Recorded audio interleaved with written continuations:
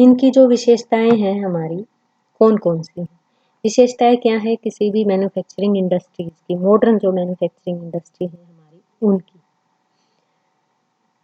A complex but a smart organization, एक जटिल but बहुत ही स्मार्ट, एक एक चीजें आपकी ऑर्गेनाइज्ड होती हैं इसमें, इस तरह का आपका एक ये सिस्टम होता है। उसके बाद स्पेशलाइज्ड लेबर, जिस टाइप का इंडस्ट्री है उसी टाइप का उसी स्पेशल टाइप का हम लेबर यूज करते हैं। फॉर एग्जाम्पल कपड़ा उद्योग में कपड़े को बनाने में दक्ष श्रमिकों का प्रयोग होगा। लोह इस्पात बनाने वाली इंडस्ट्री में हम लोह इस्पात से रिलेटेड जिनको नॉलेज होगी या जिनके पास स्किल है उन लेबर्स का प्रयोग करते हैं। तो स्पेशलाइज्ड अलग अलग फील्ड के लिए, अलग अलग इंडस्ट्री के लिए हम स्पेशलाइज्ड लेबर का प्रयोग करते हैं। Use of machine, modern time में हमने पहले बताया कि अधिकतर काम जो होता था हमारा विनिर्माण का वो हाथ से होता था, लेकिन अब मशीनों का प्रयोग हो गया है। अब मशीनों का प्रयोग हो गया है तो उससे क्या है, आपका बहुत लार्ज स्केल पे हमारा प्रोडक्शन होता है। मशीनों की हेल्प से कम समय में ज़्यादा प्रोडक्ट हम बनाकर तैयार कर सकते हैं, ये इसकी विशेषता है। जब मशीनें आप लगाते हैं, बड़ी बड़ी मशीनें, तो उसके लिए हमें कैपिटल की ज़रूरत होती है और यही कारण है कि high investment of capital in industries में हमें करना पड़ता है। निवेश, पूंजी का निवेश हमें ज़्यादा करना पड़ता है, तभी हमारी जो इंडस्ट्री है वो अदर इंडस्ट्री के साथ हमारा compete कर पाएंगे। Use of mode of energy हम प्रयोग करते हैं। इसके टाइम टू टाइम आपके अलग अलग मोड रहे हैं। जब स्टार्टिंग एज में जब आपकी मैन्युफैक्चरिंग इंडस्ट्रीज या आपकी इंडस्ट्रियलाइजेशन हुआ तो उस समय आपका कोयला यूज होता था। अब हमारा जो है इलेक्ट्रिसिटी, जो हाइड्रोलॉजिकल एनर्जी है वो हमारी यूज होती है। सोलर एनर्जी बहुत सारे उनमें यूज होती है। उसके बाद प्रोडक्ट हमारे जो है वो मॉडिफाइड प्रोडक्ट होते हैं। मॉडिफाइड का मतलब है कि सेम ही टाइप का या उस किसी भी मॉडल, प्रॉपर मॉडल में हम टाइम टू टाइम उसमें मॉडिफिकेशन करते रहते हैं। जैसे जैसे हमारे कस्टमर्स के रिव्यू आते हैं, इसके अकॉर्डिंग हम अपने प्रोडक्ट को मॉडिफाई कर सकते हैं, उसका स्ट्रक्चर चेंज कर सकते हैं, उसकी क्वालिटी में चेंज कर सकते हैं, इसके बाद कलर में चेंज कर सकते हैं। रिसर्च एंड डेवलपमेंट का काम बेसिकली आज की मॉडर्न इंडस्ट्रीज में बहुत ही ज़रूरी हो गया है। इसके बिना जो है हमारी इंडस्ट्री जो है वो नहीं चल पाती, ठीक है ना। उसके बाद है सम आइडेंटिकल प्रोडक्शन ऑफ गुड्स। कुछ स्पेशल प्रकार की हमारी, ऐसा नहीं है कि कोई भी एक आइटम जो है वो एक ही वो वस्तु आपकी बनकर तैयार होगी, उसी मॉडल की, उसी स्ट्रक्चर की, उसी माप की आपकी बहुत सारी चीज़ें हम प्रोडक्ट करते हैं। क्योंकि पॉपुलेशन हमारी बहुत ज़्यादा है तो उस एक चीज़ को पसंद करने वाले लोगों की संख्या भी हमारे पास ज़्यादा होगी। तो ये थे कुछ हमारे जो विनिर्माण उद्योग हैं उनकी विशेषता। विनिर्माण उद्योगों में ऊर्जा के आधुनिक साधनों और मशीनों द्वारा अथवा पुराने साधनों द्वारा भी हमारा जो उत्पादन किया जाता है। लेकिन जो थर्ड वर्ल्ड कंट्री हैं हमारी, वहाँ विनिर्माण का काम आज भी शाब्दिक अर्थों से ही है। शाब्दिक अर्थों का मतलब है कि हाथ से बनाया जाता है उत्पाद। उसके बाद बहुत सारी हमारी और भी कैरेक्टरिस्टिक्स हैं किसी भी बड़ी इंडस्ट्री की हमारी, जैसे स्पेशलाइज्ड, स्किल्ड और मेथड ऑफ प्रोडक्शन हम यूज़ करते हैं। जैसे जो मॉडर्न टाइम पे हमारा यूज़ करते हैं हम मेथड, वो हमारा कैड कैम मेथड हम यूज़ करते हैं। मशीनीकरण हमारा ज़्यादा हो गया है जिसके कारण क्या है कि हमारा सारा का सारा, अब देखेंगे आर्टिफिशियल इंटेलिजेंस का यूज़ करके मशीनें भी आपके ऐसी आ जाएंगी कुछ समय बाद जो ऑटोमेटिकली आपका वर्क करेंगी। उसके बाद टेक्नोलॉजी का इनोवेशन, कि जो आपका चीज़ें वेस्ट होती थी या वेस्ट मटेरियल निकलता था, ऐसी ऐसी टेक्नोलॉजी हमने ईजाद कर ली है जिसके कारण हमारे इन्वायरमेंट पे भी नेगेटिव इम्पैक्ट कम से कम हो और हमारा जो वेस्टेज है वो हमारा कम से कम निकले। उसके बाद है ऑर्गेनाइजेशनल स्ट्रक्चर और स्ट्रेटिफिकेशन। अब जो आपके कारखाने हैं उनकी क्या विशेषताएं हैं कि इन कारखानों में मशीनों की में टेक्नोलॉजिकल आपकी बहुत ही कॉम्प्लिकेटेड है। उत्पादन के हर क्षेत्र में अत्यधिक विशिष्टीकरण पाया जाता है। कम प्रयासों और निम्न लागतों से हम अधिक उत्पादन प्राप्त कर सकते हैं। पूंजी का बहुत अधिक निवेश होता है इनमें। ऊंची तनख्वाह और बेहतर सुविधाओं के लिए बड़ी संख्या में ब्यूरोक्रेट्स को नियुक्त किया जाता है जो सभी प्रकार को कार्य करने में सक्षम होते हैं।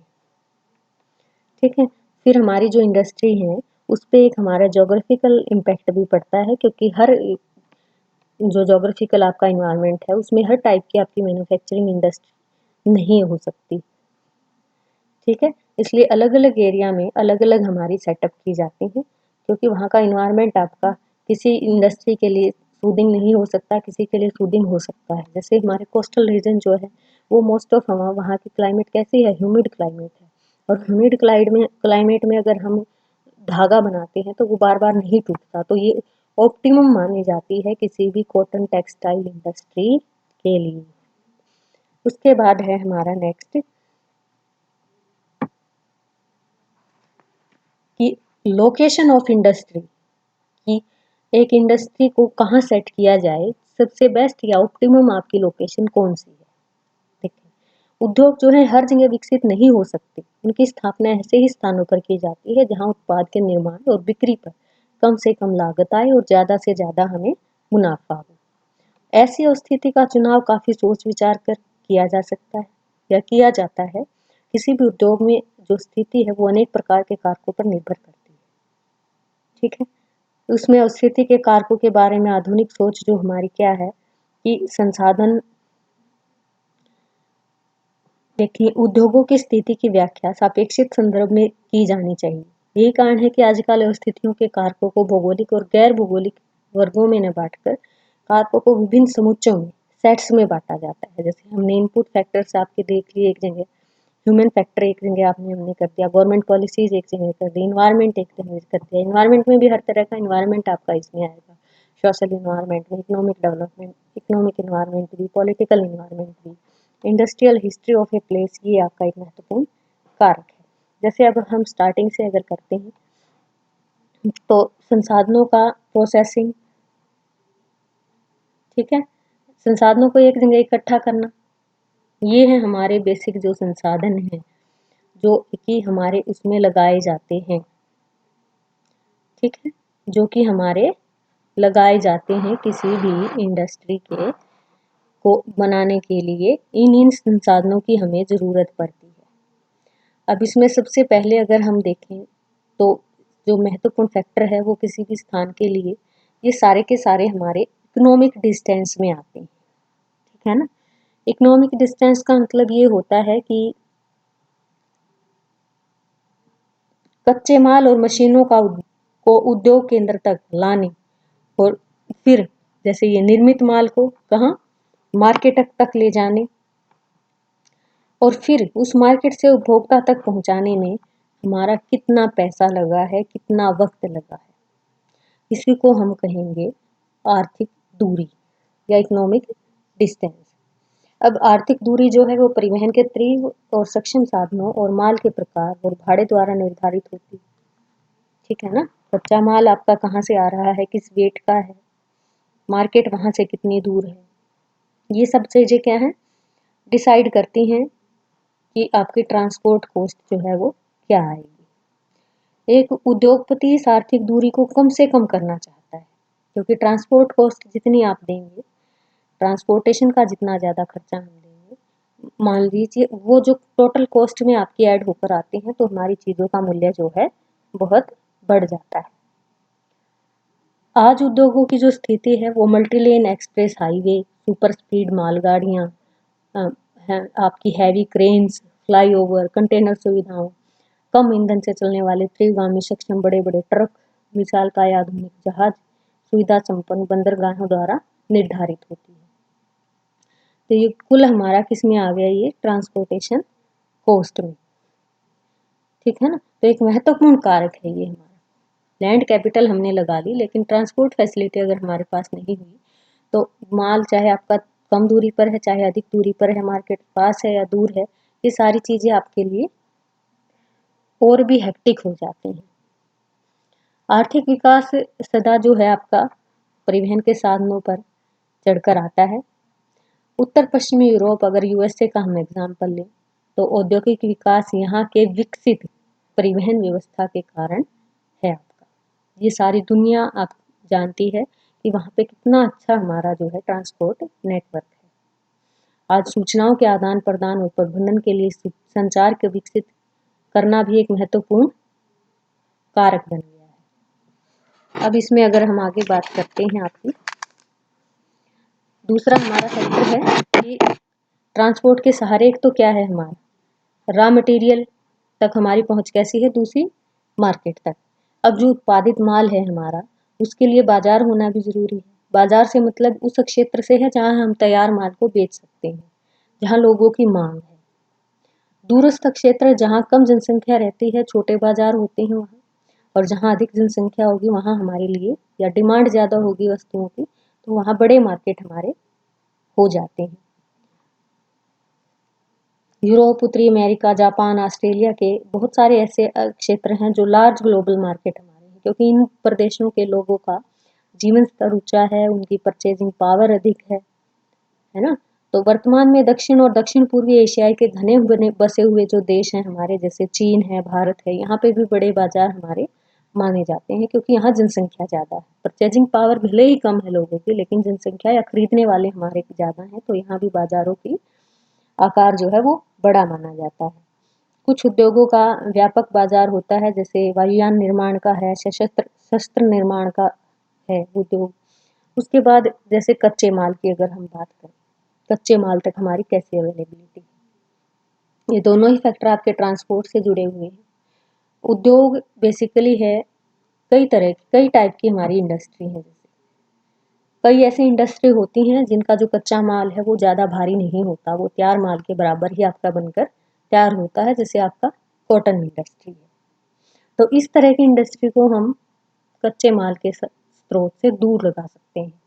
दूसरा जैसे विद्युत का सामान या विद्युत उपकरण बनाने की इंडस्ट्री है हमारी, उसमें भी जो कच्चा माल होता है वो हमारा हल्का होता है, इसलिए ये भी इंडस्ट्री आपकी ज़रूरी नहीं कि आपकी कच्चे माल के स्रोत के पास लगाई जाए। लेकिन जो हैवी मटेरियल बनाने वाली इंडस्ट्री है, या ये कहें हमारी बेसिक इंडस्ट्री जो आयरन एंड स्टील इंडस्ट्री है, किसी भी अदर इंडस्ट्री का जो आधार है हमारी,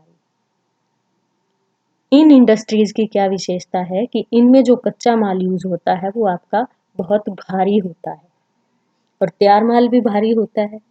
तो इनको ऐसी ऑप्टिमम कंडीशन या ऐसे ऑप्टिमम स्थान पर लगाया जाता है जहां से रॉ मटेरियल जो है नज़दीक से नज़दीक निकटता पे हमें मिलता हो और मार्केट भी हमारा निकट हो। दूसरा, ऐसी चीज़ें जो आपकी जल्दी खराब होने वाली हैं, जैसे मिल्क प्रोडक्ट हैं आपके, इस तरह की इंडस्ट्री भी जो है मार्केट या डिमांड वाले एरिया के पास लगाना जरूरी हो जाता है। कुछ एक आपके कृषि उद्योग भी ऐसे हैं, जैसे हमारी शुगर इंडस्ट्री है। शुगर इंडस्ट्री, उसमें भी गन्ने के पास, स्रोत के पास हमारा लगाना एक कंपल्शन हो जाता है, क्योंकि गन्ने का रस आप जितनी दूर ले जाएंगे उसका रस की मात्रा में कमी होती जाती है, तो हमारा टोटल प्रोडक्शन में कमी आती है। ठीक है, उसके बाद हमारा है कि आपके एनर्जी रिसोर्स, ठीक है ना।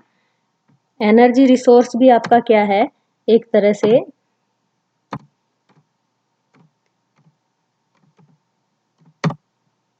एनर्जी रिसोर्स, तो एनर्जी रिसोर्स भी आपका ऐसा रिसोर्स है जिसकी उपलब्धता जरूरी है हमारी, एक बेस है ये किसी भी इंडस्ट्री के लिए, क्योंकि बिना शक्ति के साधन के कोई भी इंडस्ट्री आपकी एग्जिस्ट नहीं कर सकती। तो इसके लिए हम पहले कोयले पे डिपेंड थे, लेकिन अब कोयले पे हमारी डिपेंडेंसी जैसे जैसे कम हुई है, तो ये हमारी इंडस्ट्री के लिए एक अच्छा फैक्टर हो गया है कि अब हमारे ऊपर कंपल्शन नहीं है कि हम कोयले के भंडारों के पास लगाएं, क्योंकि कोयला जो है वो एक भारी पदार्थ है, उसका ट्रांसपोर्ट कॉस्ट हमारी बढ़ जाती है, जो कि टोटल हमारे जो प्रोडक्ट है उसकी कॉस्ट में ऐड हो जाती है। अब जो है हमारी फ्यूल एफिशिएंसी जो है उसमें काफ़ी सुधार हुआ है, हमारे विद्युत ग्रिड बनकर तैयार हुए हैं, तेल है, प्राकृतिक गैस है, जिनको पाइपलाइनों की सहायता से सुचारू हमारी जो अवेलेबिलिटी है वो बनी रहती है। तो इसके कारण क्या है कि अब हमारी इंडस्ट्री जो है वो शक्ति के संसाधनों के पास लगाना हमारे लिए कंपल्शन नहीं रहा है। उसके बाद है हमारी जैसे ह्यूमन फैक्टर की अगर बात करें, ठीक है, ह्यूमन फैक्टर जो है वो हमारा दोनों ही तरह से काम करता है। एक तो लेबर,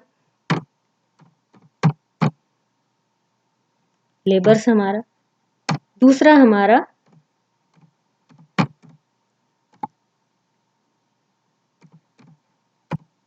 इंटरप्रेन्योर। इंटरप्रेन्योर में हम क्या करते हैं, ये आपके मैनेजर या जो उच्च अधिकारी होते हैं वो आपके इसमें आते हैं, प्रबंधन जो करते हैं हमारा, ठीक है ना। लेकिन पहले क्या था, अब जैसे ज़्यादा जनसंख्या वाले अगर देश में इंडस्ट्री लगाते हैं या प्रदेश में लगाते हैं तो वहाँ हमें श्रमिक जो है सस्ते मिल जाते हैं। जहाँ पॉपुलेशन कम है और वहाँ के लोगों के पास उस तरह का स्किल नहीं है तो बाहर से लेबर्स का आना हमारे लिए महंगा पड़ जाएगा, क्योंकि वो कम वेतन पर काम करने को तैयार नहीं होते। उसके बाद है गवर्नमेंट पॉलिसीज। एक इसमें ये और है वाटर सप्लाई का, क्योंकि इंडस्ट्री में कम या अधिक मात्रा में कहीं ना कहीं हमें पानी की आवश्यकता होती है। और बहुत सारी इंडस्ट्री तो ऐसी हैं आपकी, जैसे चमड़ा उद्योग है हमारा और कपड़ा उद्योग है, जिसमें पानी की बहुत ज़्यादा आपकी ज़रूरत होती है। इस्पात इंडस्ट्री भी है जिसमें लोहा जो है उसको ठंडा करने के लिए हमें वाटर की ज़रूरत पड़ती है। तो इसके लिए कोई प्राकृतिक अगर हमारे आसपास संसाधन है पानी का तो उसमें हमारी कॉस्ट जो है वो कम आती है। अदरवाइज पानी भी अगर आप खरीद कर यूज़ करते हैं या बाहर से आपका सप्लाई आता है तो उसमें हमारी टोटल कॉस्ट जो है प्रोडक्ट की बढ़ जाती है। तो ये भी एक प्राकृतिक कारक जो है एक महत्वपूर्ण हो जाता है हमारी इंडस्ट्री की लोकेशन के लिए। कैपिटल इसमें आपको पता ही है, जो कैपिटल है हमारी वो किसी भी इंडस्ट्री के लिए एक ऑक्सीजन की तरह काम करती है। विदाउट कैपिटल हमारी कोई भी इंडस्ट्री किसी भी तरह का हम सेटअप जो है नहीं जमा सकते। उसके बाद है गवर्नमेंट पॉलिसीज। गवर्नमेंट जो आपकी रीजनल इम्बैलेंस है उसको कम करने के लिए क्या करती है कि जो पिछड़े हुए क्षेत्र है वहाँ पे उद्योग बनाने के लिए प्रोत्साहन देती है। और उसके लिए क्या करती है कि वहाँ पे टैक्स में छूट देती है ताकि आपकी इंडस्ट्री जो है उन एरियाज में लगाई जा सके। जहाँ पॉपुलेशन ज़्यादा है आपकी, इस तरह के एरियाज में क्या करती है कि टैक्स बढ़ा देती है और जिसके कारण लोग वहाँ आगे इन्वेस्टमेंट करते कतराते हैं और वहाँ से बाहर लगाने में फ़ायदा समझते हैं। उसके बाद इन्वायरमेंट का है। इन्वायरमेंट का भी हमारे लेबर पर, हमारे जो प्रबंधक हैं उन सब पर प्रभाव पड़ता है। अगर आपकी क्लाइमेट सूदिंग है, सोशल हार्मनी है, वहाँ आपका पॉलिटिकल सेटअप आपका अच्छे से है, गवर्नमेंट का टाइप जो है वो आपका डेमोक्रेटिक है, तो यहाँ पे जो लोग हैं बाहर से आकर काम करना भी पसंद करते हैं। तो ये इन्वायरमेंट भी जो है किसी भी इंडस्ट्री को प्रभावित करने में एक महत्वपूर्ण कारक है हमारा। उसके बाद है औद्योगिक जड़त्व की अगर हम बात करें तो औद्योगिक जड़त्व का मतलब ये होता है कि अनुकूल परिस्थितियों के कारण जब किसी क्षेत्र में आरंभ में ही कोई उद्योग शुरू किया जाता है तो वहाँ समय के साथ साथ उस तरह के उद्योगों को बढ़ावा मिलने लगता है। वो क्यों मिलता है? क्योंकि वहाँ पे उस टाइप की इंडस्ट्री के लिए वो एक फेवरेबल इन्वायरमेंट बन जाता है।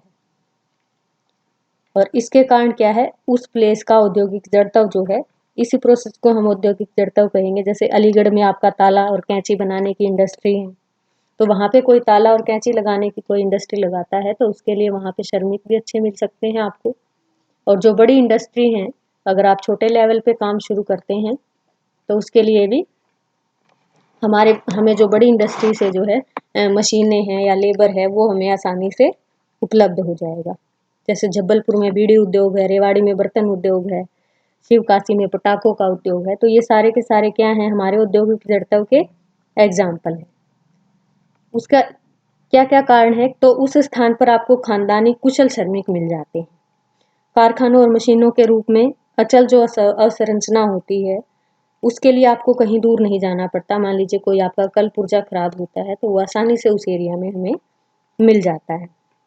बड़े उद्योगों से छोटे उद्योगों को बहुत तरह की आपकी जैसे पुरानी मशीनें मिल जाती हैं। तो ये क्या है, किसी भी स्थान का औद्योगिक जड़त्व या industrial history of a place कहा जाता है।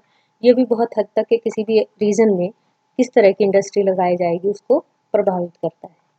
तो ये था हमारा आज का टॉपिक, ठीक है। इसके बाद हम नेक्स्ट करेंगे आपका टाइप ऑफ इंडस्ट्री या क्लासिफिकेशन ऑफ इंडस्ट्री।